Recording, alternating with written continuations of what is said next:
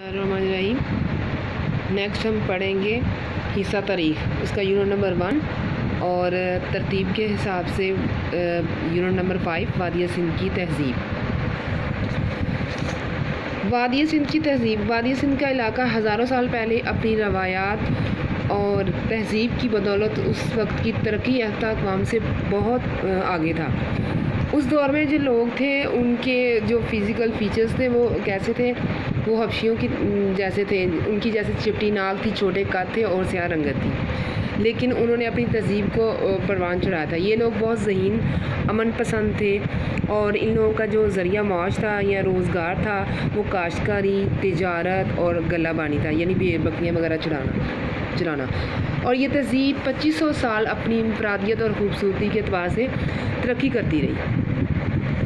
सूबा सिंध में मोहनदाड़ो और सूबा पंजाब में हड़प्पा काबिल ज़िक्र है। ये दोनों मकामात एक दूसरे से 650 किलोमीटर के फ़ासले पर हैं, लेकिन यहाँ बसने वालों के आसार और उनके इस्तेमाल में आने वाली चीज़ों से मालूम होता है कि ये बेसिकली एक ही तहज़ीब से ताल्लुक़ रखते थे। जैसे हड़प्पा और मोहनदाड़ो, ये तहज़ीबें मिलती जुलती थी, क्योंकि इनके तर्ज़ रहाइश में, तर्ज़ बुदोबाश में और इनके ज़िंदगी गुजारने के तरीक़ा, इनका जो रोज़गार का है, उनके जो इस्तेमाल में आने वाले बर्तन हैं, उनके जहाँ पे वो घर बना के जिस तरह के वो घर बनाते थे, जिस फॉर्म के, तो वो दोनों के मिलते जुलते थे।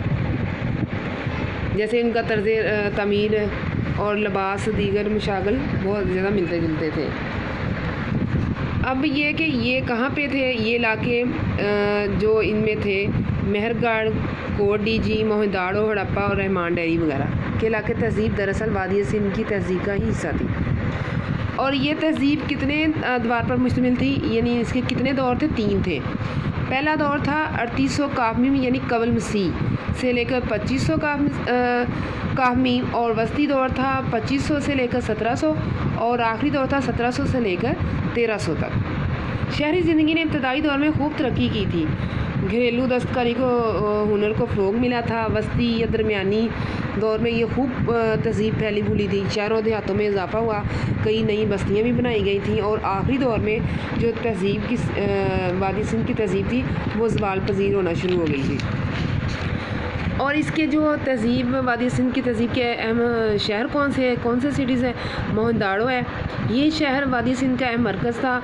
ये सूबा सिंध के ज़िला लाड़काना से सिर्फ 27 किलोमीटर के फ़ासले पर वाक़या है, और जो दरियाए सिंध है इसके मशरिक़ में बहता है। मोहनदाड़ो सिंधी ज़बान का लफ्ज़ है, जिसका मतलब है मुर्दों का टीला, यानी कि ये शहर बड़ी तरतीब से बसा हुआ था और बाद में ये वीरान हो गया, ये ख़त्म हो गया।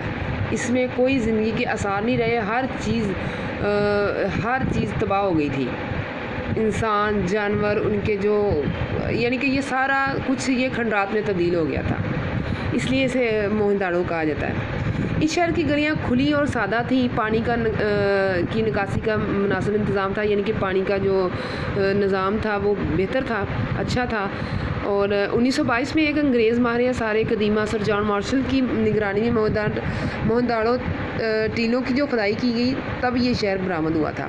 तभी ये इनको दरियाफ्त हुआ था कि ये शहर है, ये एग्जिस्ट करता है। यहाँ से खुदाई के दौरान बहुत सी चीज़ें मिली हैं, जिनमें ज़ेवरात, मट्टी, कांसी के बर्तन, इन तांबे के बर्तन थे, मोहरें थीं, बैलगाड़ी, कश्ती, खिलौने, मुजस्मे, तकले और मुख्तलिफ जानों के ढांचे वगैरह शामिल हैं। बच्चों और औरतों के पहनने के लिए चूड़ियाँ, सुर्ख मट्टी के मनके भी दरियाफ्त हुए हैं। जैसे ये इनकी एग्जाम्पल्स हैं।